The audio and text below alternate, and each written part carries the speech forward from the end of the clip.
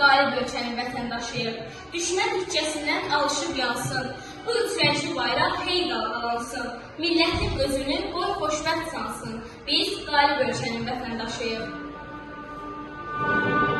Qış günümü üzət çəkasıram, gecəmizə gün ışığı saçıram, yağları el-obadan qaçıram, bu zəfərin mübarək rey vətən.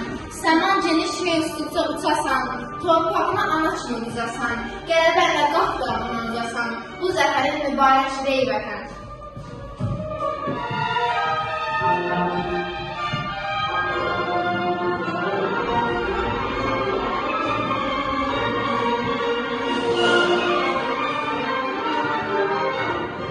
Olmaz imiş sözdür dostu düşənin, dostu aldı qəlbin, qəlb düşənin, söyləyəcək 100 il Şuşanın, bu zəfərin mübarəkdir ey vətən. Haqq deyənlər haqq yolundan azdılar, tarix boyu sənə quyu qazdılar, oğulların şanlı tarix yazdılar, bu zəfərin mübarəkdir ey vətən.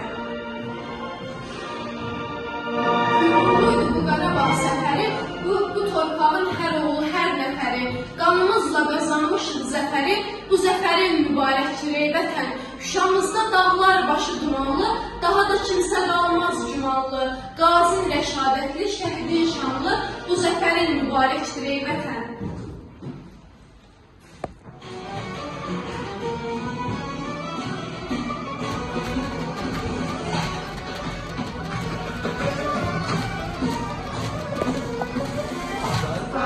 Azərbaycan, canımızda olan bir can, qəhrəmanlar diyarısan, onlar yurdu Azərbaycan.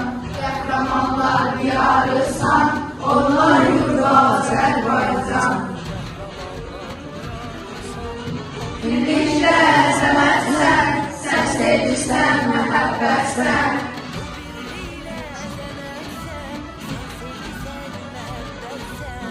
Birliklə əzəmətsən, səs edirsən məhəbbətsən.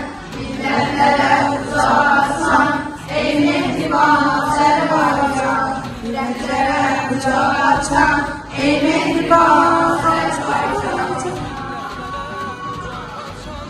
Qan vermişik canımızda, qan vermişik qanımızda, can vermişik canımızda, qan vermişik qanımızda, bu qanımızda.